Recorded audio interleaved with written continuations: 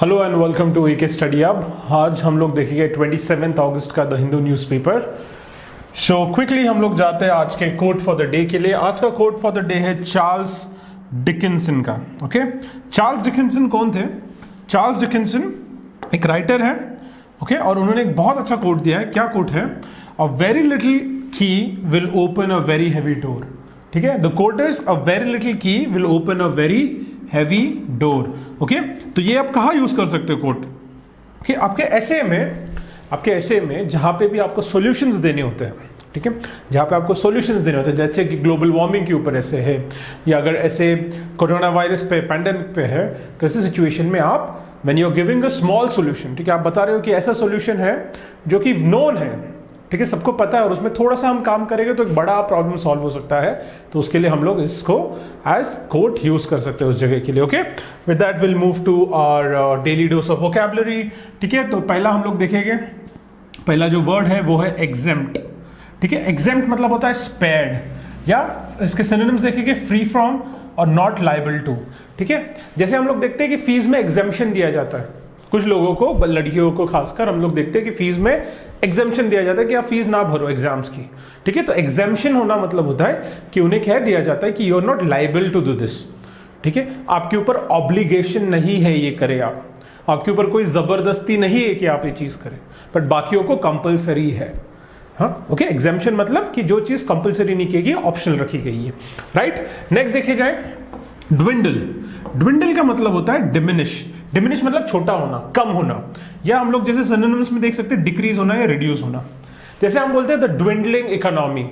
Dwindling economy मतलब जो economy कम हो रही है, जैसे इंडिया में आज कोविड पैंडेमिक में हम देख रहे हैं कि सारे इकोनॉमिक्स ड्विंडल हो रहे हैं, कम हो रहे हैं, राइट, छोटे छोटे हो रहे हैं। तो यहाँ पे हम लोग देखेंगे ड्विंडल होना मतलब इकोनॉमी कम होना, तो the phrase will be dwindling economy. Okay, next देखेंगे हम रिकम्बेंट। रिकम्बेंट ना, ये ज्यादातर चीज ना स्टैचूज के लिए यूज होती है। स्टैचूज मतलब जो मूर्तियां होती है ना, वहां पे लोग, जैसे इसका मतलब होता है फ्लैट या प्रोस्ट्रेटिंग या लाइंग। ठीक है, फ्लैट बोल सकते हैं हम लोग इसको, फ्लैट मतलब चपटा, राइट, या फिर लाइंग, नीचे जो रखा हुआ रहता है उसके लिए भी हम लोग ये वर्ड कर सकते हैं। प्रोस्ट्रेटिंग मतलब जब आप दंडवत प्रणाम करते हो ना, उसके लिए भी हम लोग ये वर्ड यूज कर सकते हैं। ठीक है, सिनोनिम्स देखो क्या होता है, लाइंग या हॉरिजॉन्टल। Okay, recumbent. नेक्स्ट देखो इनकम्बेंट। अभी इनकम्बेंट, ओके, ये एडजेक्टिव है। ओके, इसका मतलब होता है प्रेजेंट, अभी फिलहाल, जैसे हम लोग बोलते हैं कि इनकम्बेंट ऑफिस होल्डर या इनकम्बेंट मिनिस्टर या इनकम्बेंट प्राइम मिनिस्टर। इसका मतलब क्या हो गया कि अभी ये स्थिति में करंट कौन प्राइम मिनिस्टर है या कौन मिनिस्टर है, उसको हम लोग बोला जाएगा incumbent minister. With that will go to next word, that is shun. Okay, shun करना मतलब किसी को ऑस्ट्रेसाइज करना। ऑस्ट्रेसाइज करना मतलब किसी को हमने उनको ब्लॉक कर दिया। ठीक है, हम उनसे कोई भी बातचीत नहीं करना चाहते, उनसे हम कोई भी लेना देना नहीं करना चाहते। ठीक है, या वो पर्टिकुलर चीज से हमने कोई संबंध नहीं रखा है, उससे उसका मतलब होता है शन करना। ठीक है, तो उसके हम लोग वो सिनोनिम्स देखेंगे, अवॉइड करना, ऑस्ट्रेसाइज करना, इवेड करना या ब्लेक्ड।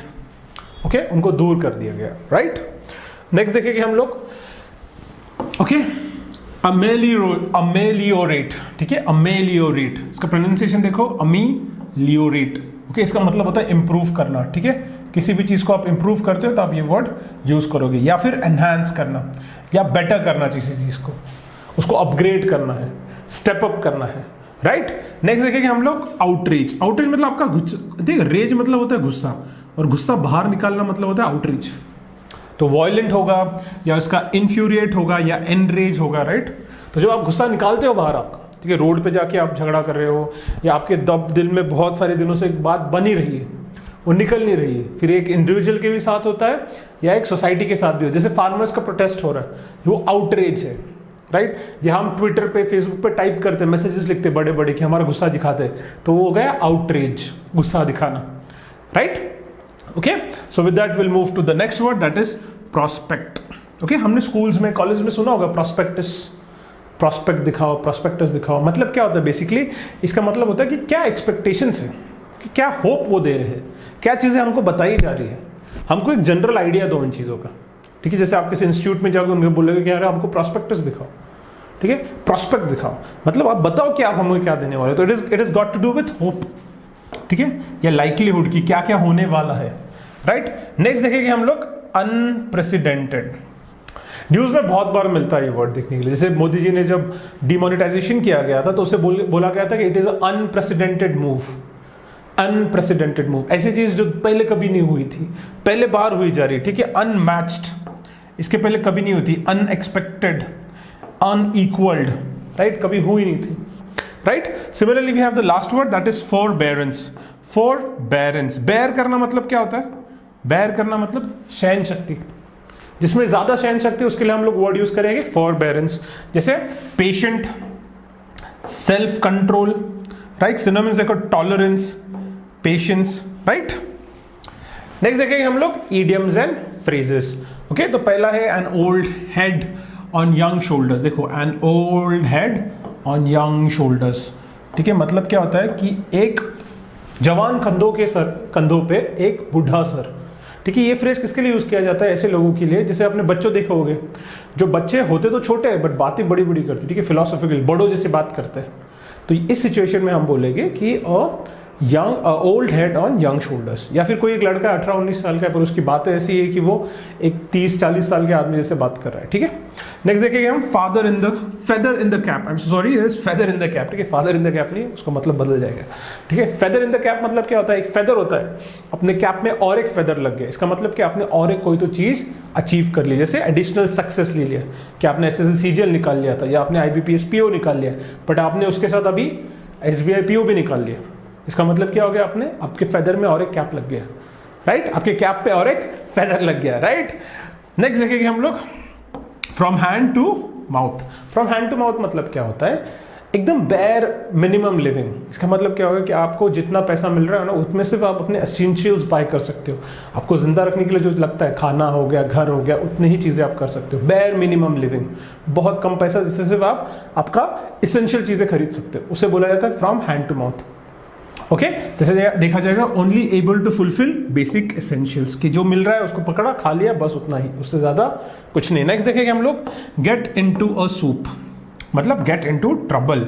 इसका मतलब क्या होता है? देखो, बहुत बार क्या होता है, जैसे आपने मक्खी देखा होगा कि सूप में गिर जाती है, ठीक है, तो अटक जाती है, फिर हाथ मारती रहती है, पंख मारती रहती है, वो उड़ नहीं सकती, इसका मतलब वो ट्रबल में अटक गई है, ठीक है। तो ऐसे इमेजिन करो चाय में मक्खी, उसको हम लोग इस तरीके से बोलेंगे कि into a soup, getting into a soup, ठीक है। अभी वो लोग ज़्यादा चाय नहीं पीते थे, ठीक है, अमेरिका में जिन्होंने ये वर्ड्स बनाए हैं, वहाँ पे अपने इधर चाय में मक्खी गिरती है तो उधर वो लोग सूप बोल रहे हैं, इतना ही समझो आप। अगर सूप में कोई मक्खी गिर जाती है गर्म सूप में, तो उसकी हालत क्या हो जाएगी? वो ट्रबल में चली जाएगी ना। सिमिलरली यहाँ पे हमें यूज करने का गेटिंग इनटू अ सूप, या फिर गेट इनटू अ सूप मतलब होता है ट्रबल में जाना, राइट। सिमिलरली हम लोग देखेंगे इन वोग। वोग मतलब इन फैशन, ठीक है। वोग नाम की एक मैगजीन भी आती है, राइट। वोग का मतलब क्या होता है? कि अभी ये फैशन में, करंटली फैशन में है, राइट। हम जाएंगे हमारे रीड एंड अंडरस्टैंड में। एज यूजुअल मैं अभी मैं स्क्रीन से बाहर जाऊंगा, आप पॉज करिए और इसे पढ़िए। आई होप आपने पॉज करके इसे पढ़ लिया होगा। ओके, मैंने जानबूझकर इसका डिस्टेंस कम रखा है, राइट, क्योंकि आप सबको पता है एग्जाम में ऐसे डिस्टेंस कम होता है, पढ़ने में बहुत तकलीफ होता है, समझ में नहीं आता कैसे पढ़े। तो अब इसकी आदत डालो, हर दिन हम 2-2 पढ़ेंगे आज से, ठीक है। 2-2 पढ़ोगे, एक दिन में 2 पढ़ोगे, एक महीने में आप 60 ऐसे पढ़ोगे, ठीक है। एग्जाम आने तक आपके 120, 130, 140 पढ़ के हो जाएंगे इस तरीके से, और आपका स्पीड बढ़ता जाएगा। डेली बेसिस पे अपने को करना है ये, राइट। तो अभी मैं पढ़ के बताऊंगा कैसे पढ़ना है। States collect enormous amount of administrative data. State क्या करते हैं? बहुत सारा एडमिनिस्ट्रेटिव डेटा कलेक्ट करते हैं, ठीक है। एडमिनिस्ट्रेटिव डेटा मतलब जो भी एडमिनिस्ट्रेशन में डेटा आता है, ठीक है, किसको कितना पैसा दिया, किधर वो पैसा अलोकेट हुआ, ये सारी चीजें। हाउएवर, देखिए हाउएवर मतलब यहाँ से अभी नेगेटिव स्टेटमेंट स्टार्ट होने वाला है, ठीक है। हाउएवर याद करना कि नेगेटिव स्टेटमेंट स्टार्ट होगा। These administrative data are often not validated. जो भी एडमिनिस्ट्रेटिव डेटा मंगाया जाता है, स्टेट्स के पास आता है, वो वैलिडेटेड नहीं रहता है, ठीक है। उसके पीछे आपको ज्यादा कोई प्रूफ या एविडेंसेस नहीं मिलेगा, ऐसा नहीं कि कोई अथॉरिटी बैठ के चेक कर रहे हैं। इसका एग्जांपल देखिए, for example, it is well known that the flow of funds below the block levels is often opaque and the data that is submitted by the local bodies are generally not validated. और ये बात सबको पता है, it is well known कि जो data block level से आता है, मतलब जैसे स्टेट होता है, स्टेट के नीचे डिस्ट्रिक्ट होगा, डिस्ट्रिक्ट लेवल पे हम लोग ब्लॉक देखते हैं जिसमें पंचायत और ये सब आता है, राइट। जो ब्लॉक लेवल से डेटा आता है ना, वो सबको पता है कि ये ट्रांसपेरेंट नहीं, कैसा है, ये ओपेक है, ठीक है। The word here is opaque, transparent का एंटीनिम होता है ओपेक, राइट। और ये कभी वैलिडेटेड नहीं होता, इसमें कुछ ना कुछ लफड़ा होता है। The task of trying to match funds with functions at the panchayat level is rather challenging. ठीक है, तो टास्क जो है ना, वो जो काम कि जो फंड्स आए हैं और जो काम हुआ है उसका जो कंपैरिजन है, ओके, इसको मैच करना, it is very challenging. while there is a critical need to link the database of various departments, it is not easy as territorial jurisdiction and household level identifiers are likely to vary from department to department। ठीक है, ये करना ना, ये जो काम करना है कि functions of funds को मैच करना, ये आसान नहीं है, क्योंकि बहुत सारे प्रॉब्लम्स है। जैसे टेरिटोरियल जुरिस्डिक्शन का इशू हो जाता है कि कौन से एरिया किसके अंडर आता है, और हाउस होल्ड लेवल पे जाके काम करना तो और भी मुश्किल हो जाता है। There is a need to bring some mechanism to homogenize these various data sets with a single identifier। ठीक है, जरूरत है कि हम लोग एक मैकेनिज्म को सेटअप करें कि ये जो अलग अलग सिस्टम्स है, जुडिशियल एरियाज है, हाउस होल्ड्स है, इनको हम लोग फिक्स करें, होमोजेनाइज करें एक पर्टिकुलर यूनिट के अंदर। ठीक है, और उसको अच्छे से स्टडी कर पाए, एक मैकेनिज्म को डेवलप करने की जरूरत है। ठीक है, बट देखो अभी यहां से आगे इसके कॉन्ट्रडिक्टरी स्टेटमेंट आएगा। More importantly there is a need to validate this data. सबसे इंपॉर्टेंट क्या है कि जो डेटा यहाँ पे बात किया जा रहा है ना, ये डेटा को पहले वैलिडेट कर लो। ठीक है, देखो कि सही में वो सही डेटा है कि ऐसे ही ओपेक डेटा आते जा रहा है। Data sets through urban local bodies and rural local bodies. तो बेसिकली ये क्या था समझे, it was about all the funds which a state receive. जो भी डेटा आ रहा है, ये डेटा कितना सही है, कितना गलत है। ठीक है, डेटा को हम लोग किस तरीके से मैकेनाइज करके डेटा को सही कर सकते हैं, और ये डेटा को हम लोग किस तरीके से यूज कर सकते हैं, right. So this whole passage और अबाउट दिस। नेक्स्ट पैसेज हम देखेंगे, it is a quick read one, एकदम क्विक इसको पढ़ने का है। Okay, I will go out of the window और आपको इसको पॉज करके पढ़ना है। Okay, great. So I'll read it. The Civil Aviation Minister has notified the drone rules 2021, under which the weight of a fully loaded unarmed aircraft system has been increased from 300 kgs to 500 kgs to include heavy payload carrying craft for use with logistics and transportation sectors. It will also cover drone taxi. The key feature of these rules include the development of drone corridors for cargo deliveries. An unarmed aircraft system promotion council will be set up to facilitate a business-friendly regulatory regime. Okay? तो ये काफी simple है। ठीक है, एक बार आपने पढ़ लिया तो आपके दिमाग में तुरंत आ जाएगा, पिछले बार जैसा नहीं था। तो क्या हो रहा है यहाँ पे, the civil aviation ministry has notified, क्या नोटिफाई किया है, ड्रोन रूल्स 2021। ठीक है, और ये ड्रोन रूल्स के अंदर क्या लिखा है, under which the weight of fully loaded unmanned aircraft system has been increase from, पहले जो अनमैन्ड का था वेट 500, अभी उसको इंक्रीज करके क्या कर दिया गया है, 500 kgs। ठीक है, तो अभी एक एयरक्राफ्ट जो अनमैन्ड है, ठीक है, जिसमें कोई आदमी नहीं है, उसका वेट 500 kgs तक हो सकता है। और इसमें क्या कैरी कर सकते हैं आप, हैवी पेलोड भी कैरी कर सकते हो, right, for use of logistic and transportation sector. ठीक है, लॉजिस्टिक्स और ट्रांसपोर्टेशन सेक्टर में आप उसको यूज कर सकते हो। जल्द से जल्द आप ये, जैसे आपको जोमेटो अमेजोन आता है ना, जो डिलीवरीज, आप शॉक ना हो ना कि कभी ऐसा भी हो सकता है कि वो आपके लिए कोई आदमी नहीं है, ड्रोन लेके आ जाए। ठीक है, यूएस में चल रहा है, उसी के बारे में ये सब कुछ है।